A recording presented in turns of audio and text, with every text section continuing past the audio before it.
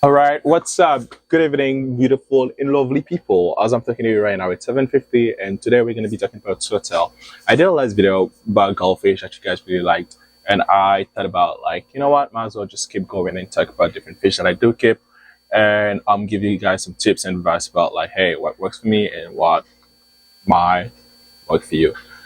Because fish, I say fish has, well, it's going to be weird. I'll say as people, but they do have their own behaviors, and one fish will be totally different from another fish when it's from the same species. That's how I feel about fish keeping. So I'm gonna give my honest views or opinion about keeping swordtails, and then you guys will give me yours in the comment section. But thank you for giving me your attention. So let's start right now. So why did I choose swordtails in the first place? The first reason why, I'll say the biggest reason why I chose swordtails was the anatomical structure.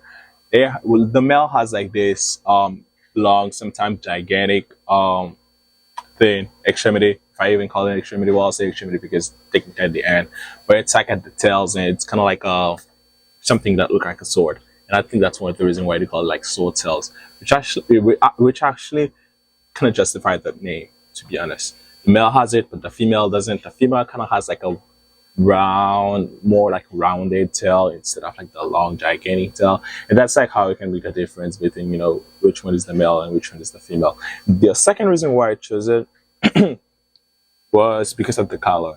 And the first time that I was introduced to swordtails was when I went to a random Petco.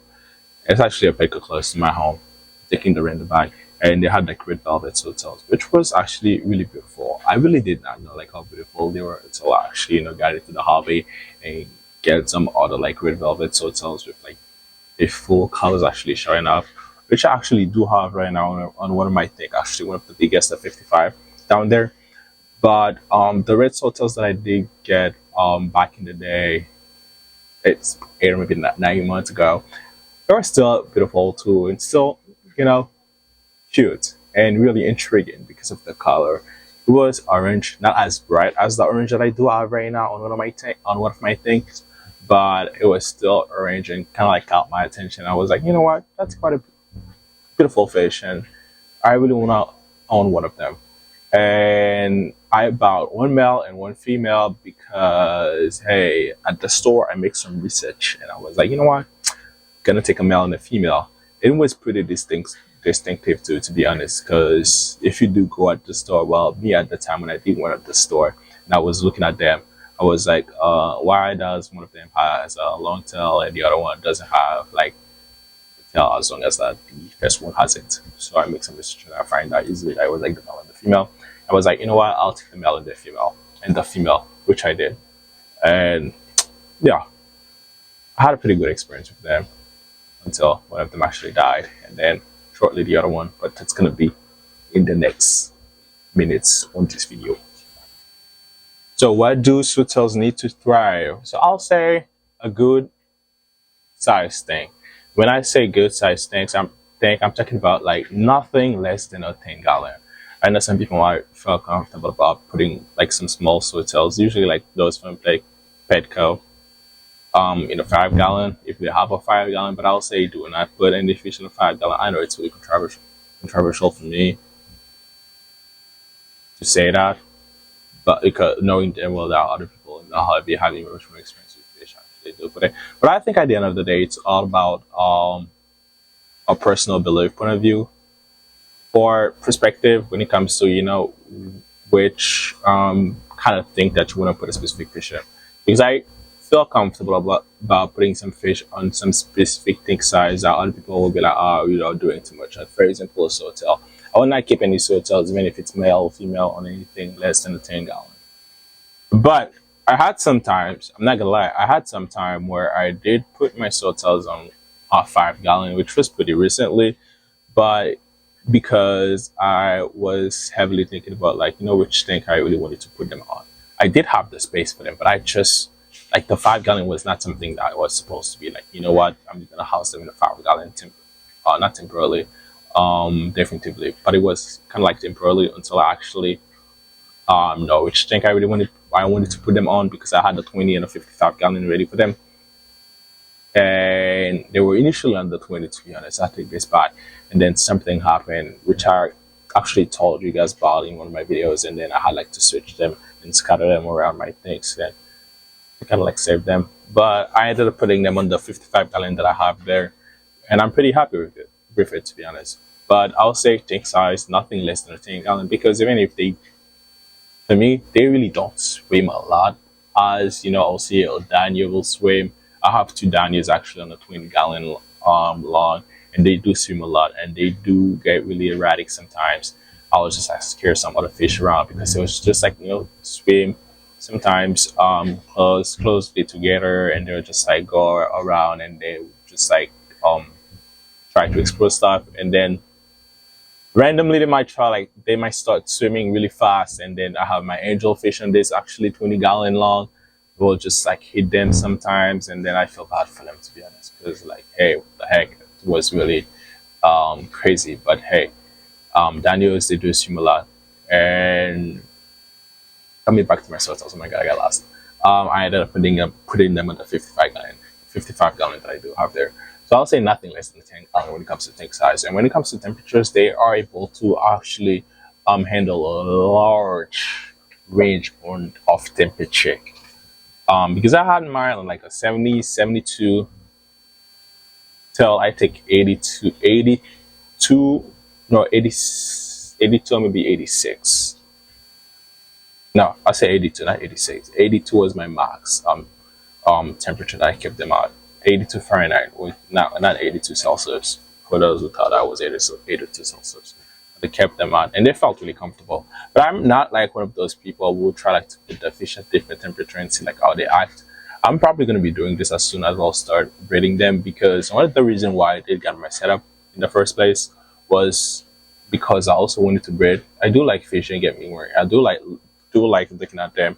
That's one of the reasons why I have them in my room and not in other places at my place. I'll say my parents' place, because I see keeping fish really personal, and I deeply care about them, and I really want to like look at a fish first thing in the morning. That's one of the reasons why, yet again, I have it in my room. But yeah, I also wanted to breed them as well, so I really wanted to do it right, and I got like some things that I repaired myself, which I actually should make a video about and actually taught you guys about like repairing things and make it really clear, because there's a knowledge on the internet, but it's just like scattered to so many places that sometimes might be really hard to access to. But yeah, tank size, nothing less than 10 gallon. Temperature, it really, I'll say from 72 to 82 was my max. I've heard some people say that, hey, they can go like lower or higher than that. I did not personally see it, or I'll just skip it, something that is up for personal experiments, if you can say so. And when it comes to food, they eat a lot. They eat a lot, but they are not like goldfish. They are always eating, but they do eat a lot when you actually give them food. They do try to eat or maybe snack on biofilm, but it's not something that they do a lot around the tank. Like I do have them on my 55 gallon. Like sometimes you'll see them when they will get really comfortable with you out and snacking on some random stuff on like a plant, for example. But mostly what they do is they just like swim, they hide on stuff, and they come out, they swim. And if there's like multiple male on the tank, like one of the male will like peek on the other one, and then the other one will just like start swimming around, and then that'll be pretty much it sometimes. But sometimes they do a little more. So yeah. For keeping swordtails, I'll say at the end of the day we'll have pretty active fish, because they're really active in everything. They're not like Daniels, or they're not like kois that are all like technically always moving around and do stuff. They're not static too. I'm not trying like to say that they're static fish and they'll just like stay at a specific place on the tank and not do anything. They do swim around, but I'll say, at least from my personal experience, like I fish or my swordtails, they go to different phases. They actually go to like the first phase that they go to is when I first get them, and sometimes it's 3 or maybe 5 days, where each time that I'll get close to the tank, they will just like start hiding or they will just like hide and I will never see them until they actually get comfortable with me. They get comfortable probably with like the lighting, the way that I manage the lighting in the tank, and then they'll start like popping around a little more. Because I initially had them like a had as I had them, well, I was like the first two that I had was a male and a female, and I kept them on 10 gallon, which actually goes against what I told you, with nothing less than a 10 gallon, I'll say. But this was kind of like me first started.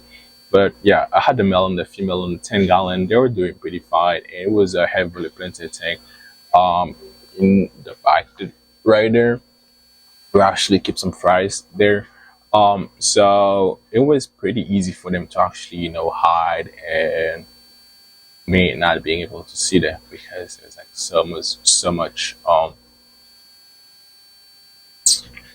plants that they could easily use to just hide away from me. But as soon as I'll start like getting comfortable with me, they will, show up a little more slowly, and then until they fully get comfortable with me, and then they'll like start showing up a little more. And then right now they really don't care about it too much. And the first time that I've actually seen this kind of behaviors from fish was when I tried to keep blackmore goldfish in the past. Blackmore goldfish were I had blackmore goldfish. Like the only blackmore goldfish that I actually kept was pretty much like the same behavior, to be honest, about it. I clean it in the tank and everything, but each time that I'll try to get close to the thing, this fish will just get erratic and like start swimming around and do a bunch of unnecessary stuff, I'll say. And yeah, so it was pretty much like one of the fish that has like the similar behaviors as them that I brought in the past. But other than that, I really don't have any fish. I will do the same, to be honest. Angelfish, I do keep angelfish as well. It's been probably close to 4 weeks now, maybe 5 weeks, maybe. Don't quote me on this, that I've kept angelfish. And my angelfish, they've never done that. Actually, when I get close to the thing, they're really happy and they get closer because they think that I'm gonna give them food. But other than that, the only way that I will make them like swim away from me is if I try like to just make some noise on the glass or just hit the glass a little. They'll just like kind of like together though. It's I really don't know how they do it, but they move like so smoothly and so fast too, and it's kind of like just like swim away. If I keep doing it, they're just like gonna swim pretty much like the same direction too. But that's what it looks like. But yeah, challenging from keeping swordtails. I don't really want to say that they're prone to ick because I'll say all fish are prone to ick, at least for the fish that I kept in the past. Because I really did not keep a lot of fish, but those that I kept in the past, like swordtails, goldfish, different kind of goldfish. Um, which one? That's actually pretty.